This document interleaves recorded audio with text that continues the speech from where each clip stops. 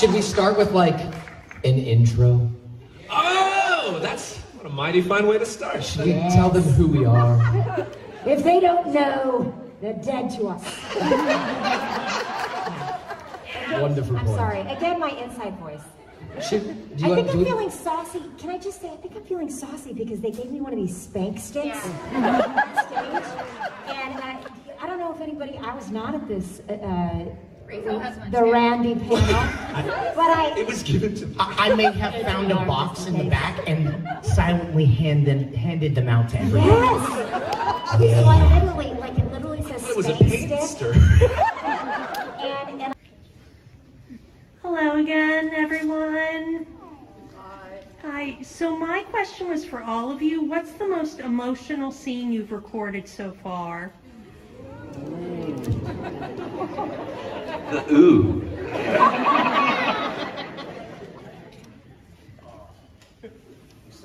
Yeah, I like this is the standoff. Like, who's gonna start? It's gonna start on one of y'all's side. Can't start in the middle because then what do we? Okay, I'll start. Very good. Oh, that's really tough. Okay, so we'll since this is an anime convention, I won't talk about the ending of Star vs. the Forces of Evil, but I'll talk about episodes 23 and 24 of Jujutsu Kaisen. Oh, so good though. So there's a part where, like, okay, so Yuji, right? Super good boy, doesn't want to kill anybody. He's like, I'm not gonna kill anyone, not gonna kill anyone. And there's this moment in episode 23 or 24 where he realizes, like, oh crap, I'm gonna have to kill this guy. And he says, I'm sorry, right before he does it. And he so means it. And it was just like a very like subtle, I'm sorry, but it was a very loaded, I'm sorry. And so I want to say, at least up until what we've recorded so far, the Shibuya arc, if you are a manga readers of Jujutsu Kaisen, is going to be nuts. And probably very emotional. But up until that point, that's my answer for Jujutsu Kaisen.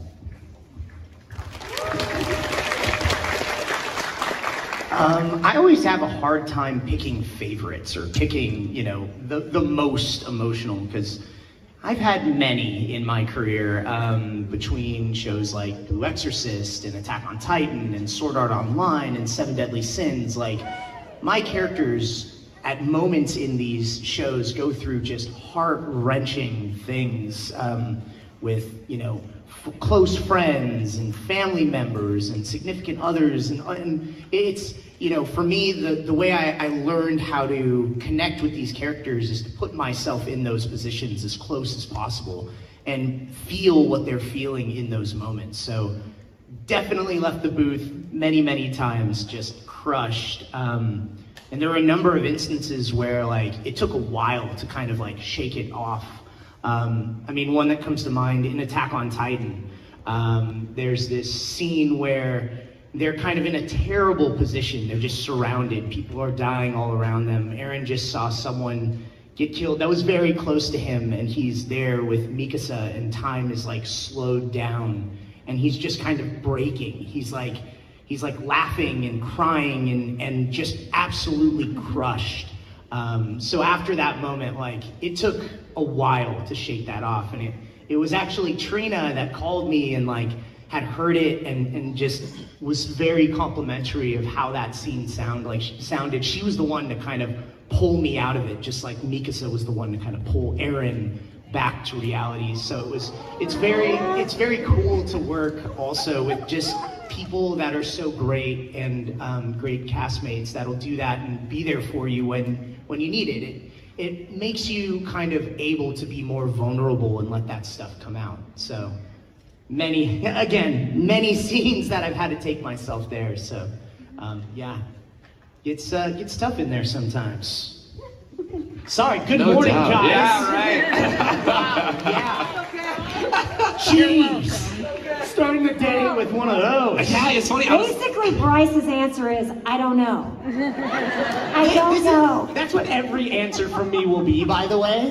Just so you know, a heads up. I'll just say I don't know each time and then tell you like 10 things. I don't know. Unfurl scroll. Here's these answers. Yeah.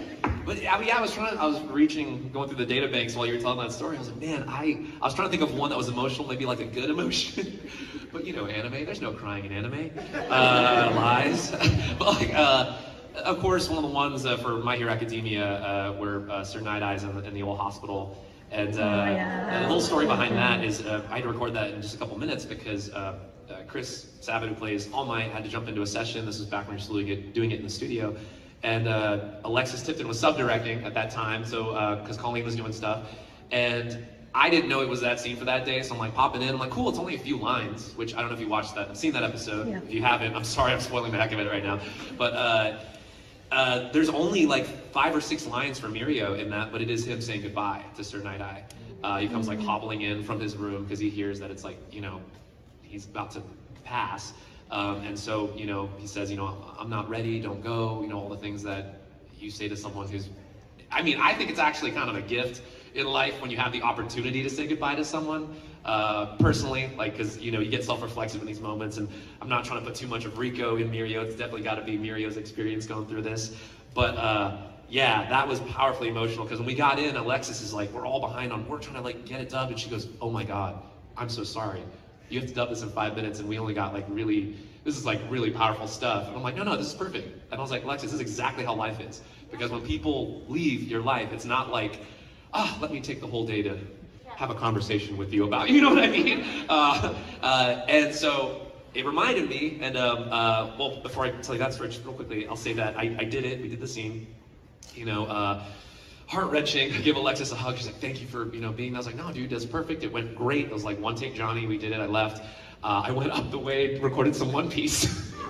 So, you know, like pirates and stuff, like get it all out. And then Brandon McInnes had recorded like shortly afterward, so we both pop out in the hall and see each other. Brandon plays Sir Night Eye, and it's usually a gift, like Bryce was saying, when you get to have your colleagues in beforehand, because you get to react off of them.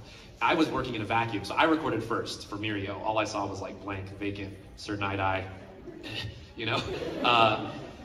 And Brandon sees me, I see him, and we just like walk each other and embrace in the hall and just hold each other for several minutes. And inside of that hug, I gotta tell you, it feels like we're both grieving for all the people we've ever lost, like in our lives, because it's just one of those moments where it's like, gosh, you gotta open up for it. You gotta be able to take the hit right on the heart like Mirio does in that show. And I'll leave, sorry, so what an emotional morning, yo. Like, and this is a positive story.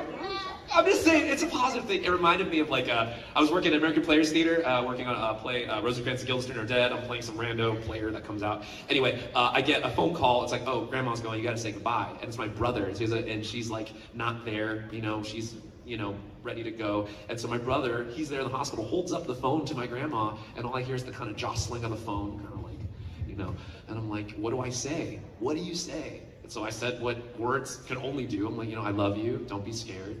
I'll see you again. I love you. Like, what words can capture that, right? You know what I mean? Like, words cannot.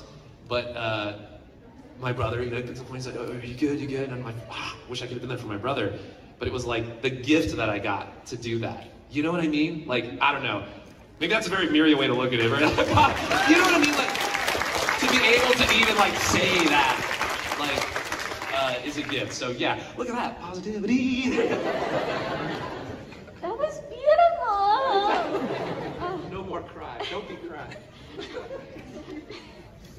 Oh gosh. I play a lot of... I'm glad I went first. Yeah! That was like... So now I'm just like, let's see how all y'all talk that. I play a lot of emotional characters. A lot of them do not live very long. A lot of them don't live very long. I didn't even know which one to choose.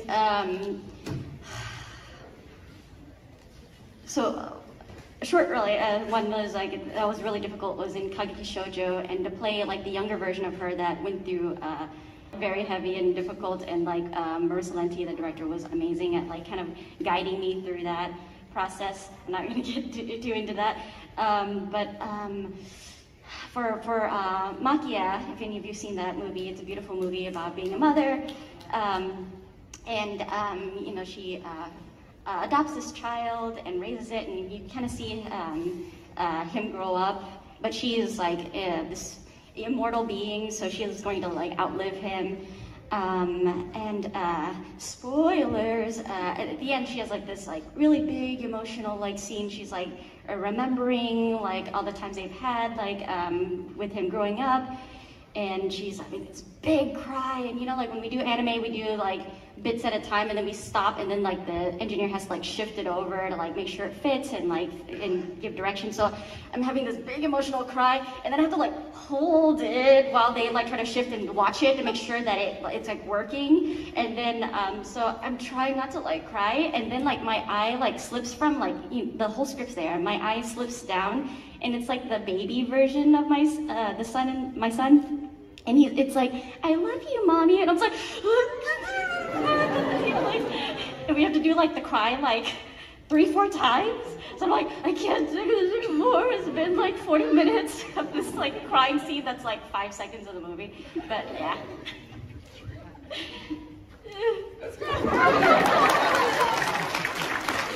Great work.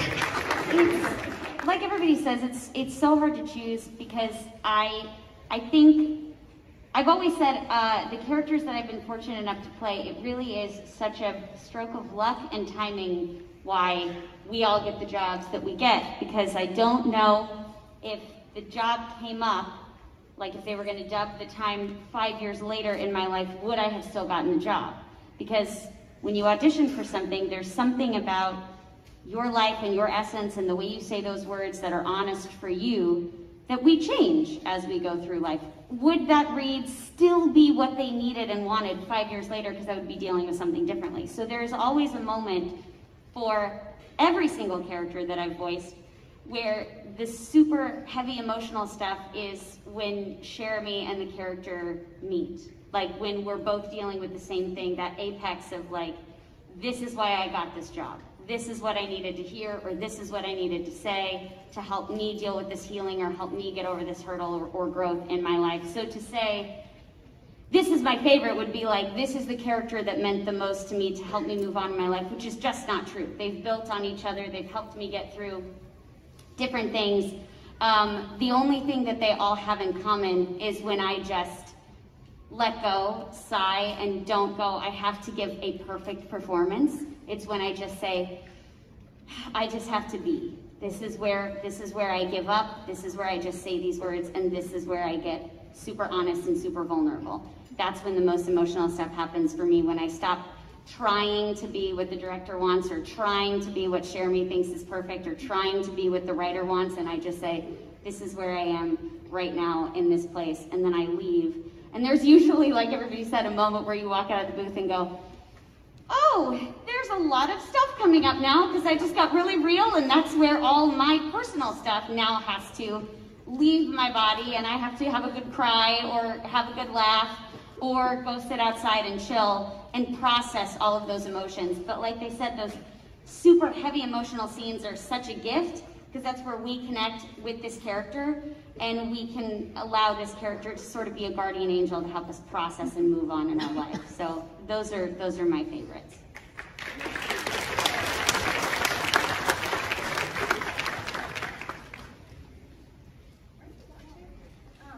I think the one that I want to share, I want to share it, but it's still too new and I don't want to spoil anything. But if any of you are watching Requiem of the Rose King this current season, I play Margaret of Anjou. It's based on the War of the Roses. It's really cool. It also involves Brandon McInnes, and that's all I'll say about that. I'm still kind of personally dealing with it, so maybe it's good that I don't talk about it.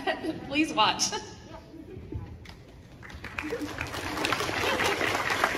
I've been through a lot of trauma with my characters too, so it's hard to pick one. Like, one comes to mind, and it was Alison Zerriker when she gets kidnapped and stuck into a van and shot in the leg, and she cries and pisses herself. So that was probably it's up there with among other things. I needed to go lay down after that, but that's about it. Thanks for your question. Very quick, thank you.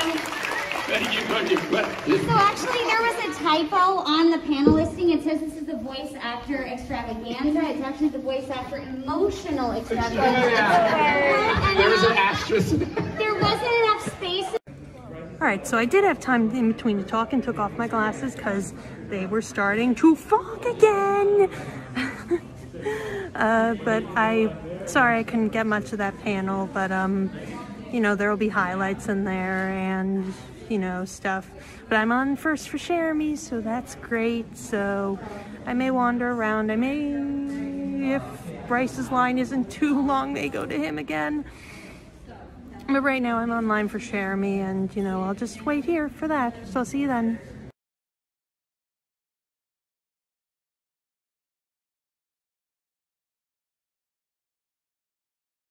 So meeting Jeremy was awesome. She said, she was like, oh my God, it's the Sarada cosplay, and she loved it. She said I look great. Nice. And sorry, that was one of my friends just there. And I'm trying to think what else. She said it looked amazing, and she was glad to see me again. She asked how I was, and my glasses are fogging up again, but whatever. So yeah, that's what happened in there. She signed my Naruto headband and my Sword Art Online booklet, and yeah, that's what happened in there. So I'm gonna wander around the dealer's hall and whatnot, and then we're gonna, she's got a panel later, and we'll see her then. So I decided I'm gonna go see Bryce again, and I will tell you guys about how that what happened after that.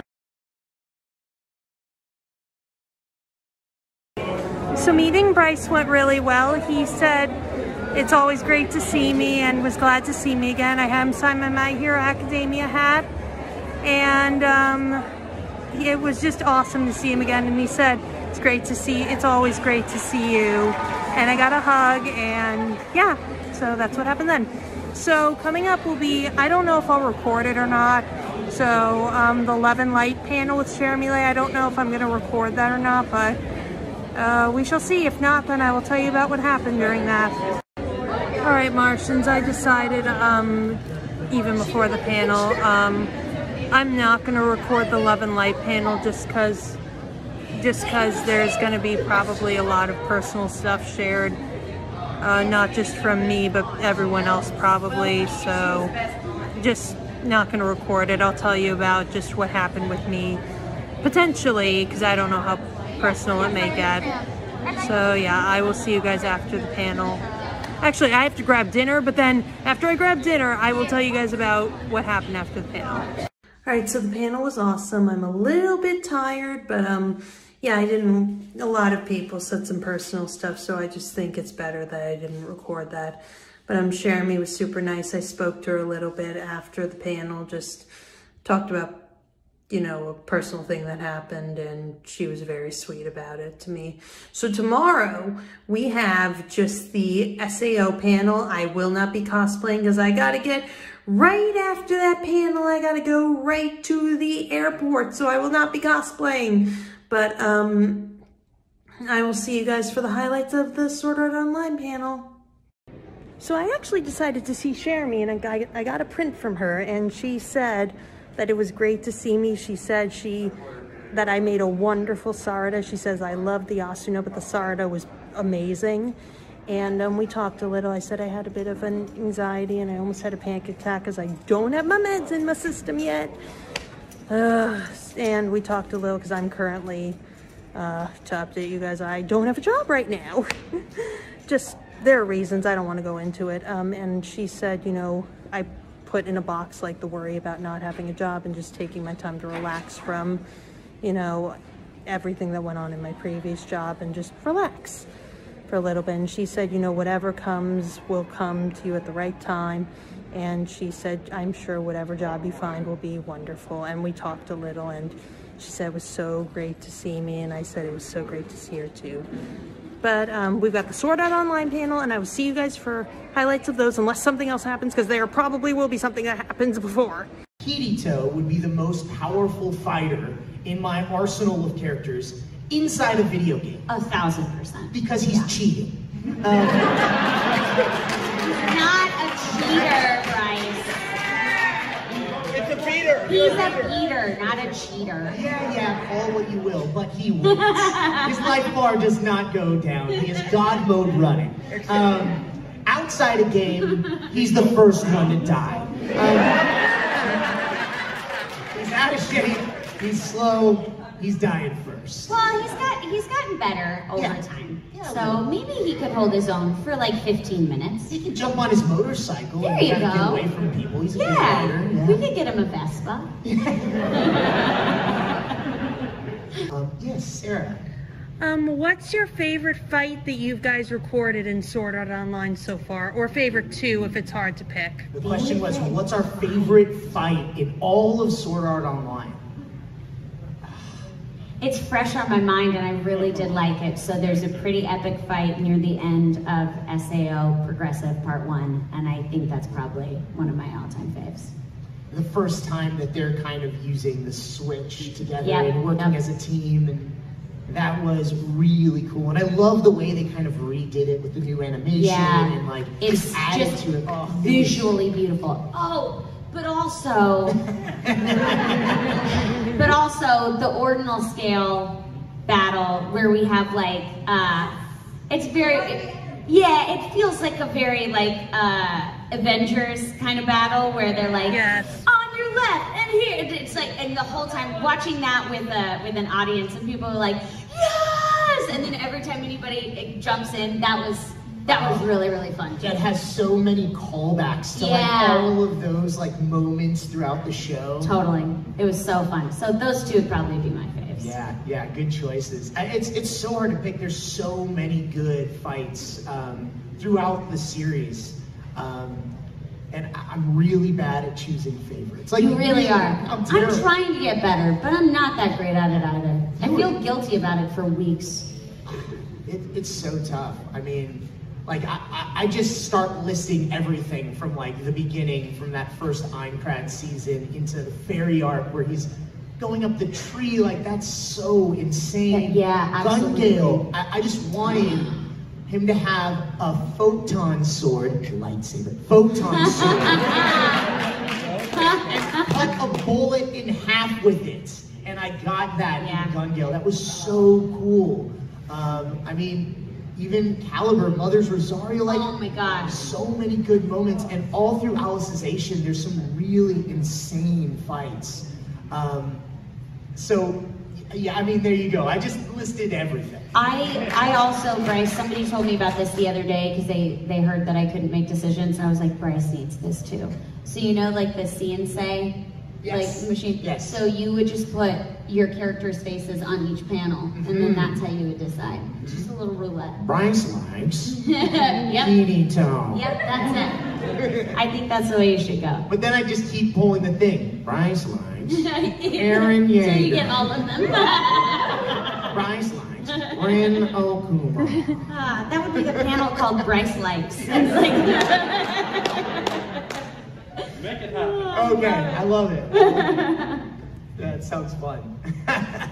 That brought us out, and they were announcing that we were the actors in the show, and we did a signing together where we were sitting next to each other, and behind us, they were looping the trailer of the show. And by like, you know, maybe the first hour, we had memorized the entire trailer. Yeah. And like we were talking to people, and one of the producers that was there noticed how large the line was and noticed how much we like to talk to people and said, if you don't continue and go faster, there's no way you're gonna get through this line, so don't talk to anyone. So we're like, okay. We had a few rules. We could say hello, goodbye, thank you, or the lines from the trailer. That was all we were allowed to say. So we would be signing something, and then a part in the trailer would come up, and I'd just make eye contact with the person and go, Asuna! I still remember it. There was that, and then right after it was like, even if a monster beats me and I die, I won't lose to this world. Like that was Asuna's line in the trailer. And so like to this, it's like looped in my brain. I still remember that. That was. All right, so panel was really fun, and now, because I'm really tired, I am going to go on to autographs, starting with Fridays. So first, Jeremy signed my autograph book, and then Caitlin signed my Escaflowne wall scroll, and then if I can get it open again,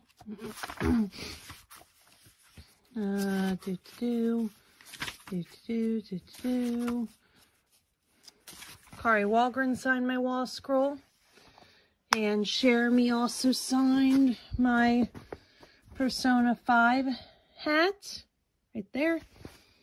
And then Bryce signed my Demon Slayer hat. And then Rico also, gotta keep this autograph book open. Come on, I gotta remember who signs what day. And then Rico signed my autograph book. And then he also, if I can find where he put his autograph, he signed right there on my hat. And then Xanthi also signed on my Persona 5 hat. And now on to Saturday's autographs. So Jeremy signed my Sword Art Online little booklet. And she also signed my Boruto Naruto headband. Let me just get it out. She signed right there. And then Bryce I had also signed my My Hero Academia hat. And now on to Sundays. Jeremy signed my My Hero Academia hat. And then she also wrote, I got a Makoto poster, and she wrote this very lovely message to me, which I really appreciate. So that's it for the MTAC vlog. I'm sorry if it wasn't as exciting, or if I had to duck out, or if things weren't as good quality.